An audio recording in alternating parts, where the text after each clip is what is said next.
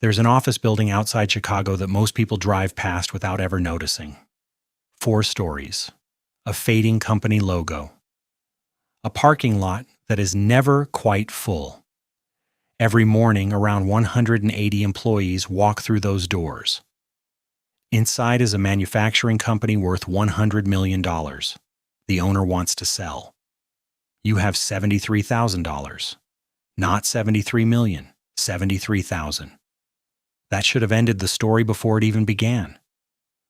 But 3 months before you ever called the owner, you discovered something hidden in plain sight. A detail buried deep inside an industry filing that almost nobody read. Once you saw it, you could not stop thinking about the company, because if you were right, this business was not worth $100 million. It was about to become far more valuable, and more importantly, the business might be able to pay for its own purchase. But before banks, before investors, before negotiations, you first had to understand why a man who spent 40 years building this company suddenly wanted out. And the answer had almost nothing to do with money. Chapter 1. The man who was tired of fighting the company is called Midwest Industrial Components. 3 factories. Customers across 14 states. Nearly $22 million in annual cash flow. Its founder, David Lawson, started the business in 1987.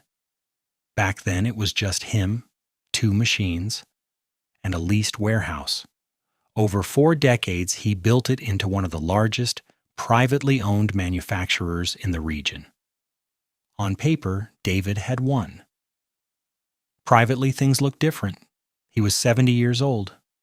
A few months earlier, he suffered a minor heart attack while walking through factory number 2.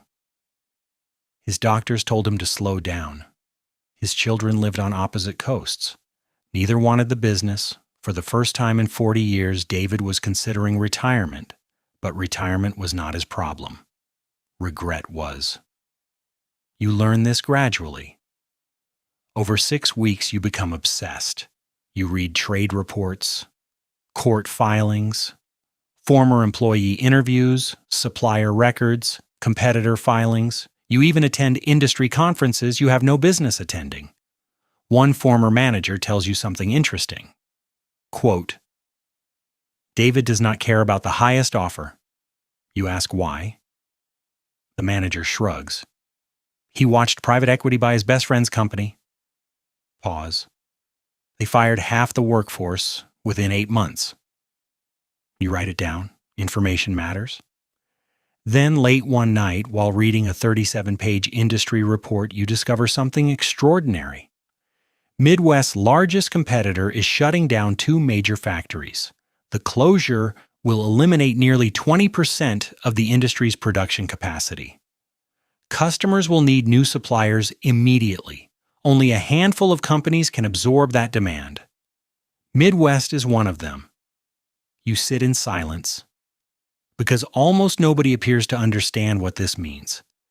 If you are right, Midwest's future cash flow is about to increase dramatically. The business is not declining.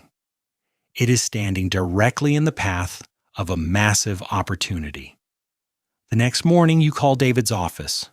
Chapter 2. The question that changed the deal. David greets you himself. Firm handshake, direct eye contact, no assistant, no conference room. Instead, he takes you straight onto the factory floor. For 2 hours, he talks about machines, expansion projects, customers, the recession, employees, mostly employees. You barely mention the acquisition, you simply listen. Eventually, he walks you into the break room. Family photographs cover one wall. Company picnics, retirement parties, holiday celebrations, 40 years of history. That is when you ask a simple question. What matters most to you after the sale? David stops. He looks at the photographs. Then he says quietly, I do not want to spend 40 years building something just to watch someone dismantle it. Neither of you speaks for several seconds. Then he adds, most buyers talk about efficiencies. Pause. You have not. Something changes after that. The conversation becomes honest. As you're leaving, David says something unexpected. The right buyer does not necessarily have to be the highest bidder. You drive home replaying that sentence over and over because suddenly you realize something. You are not competing on price. You are competing on trust. Unfortunately, trust does not solve your biggest problem. You still have $73,000. The company still costs $100 million. For the first time, you seriously consider walking away. That night, you sit alone in your kitchen. Spreadsheets cover the table. Nothing works. At 2 a.m, you close the laptop. You are done. Completely done. Then, just before going to bed, a thought occurs. Maybe you do not need $100 million. Maybe you only need to assemble people who already have it. Chapter 3. Building the impossible. The first investor laughs, literally laughs. He leans back and says, "You're trying to buy a $100 million company with $73,000? He shakes his head. "You're either a genius or completely insane." The meeting ends 10 minutes later. The second investor never returns your calls. The third says no in under 5 minutes.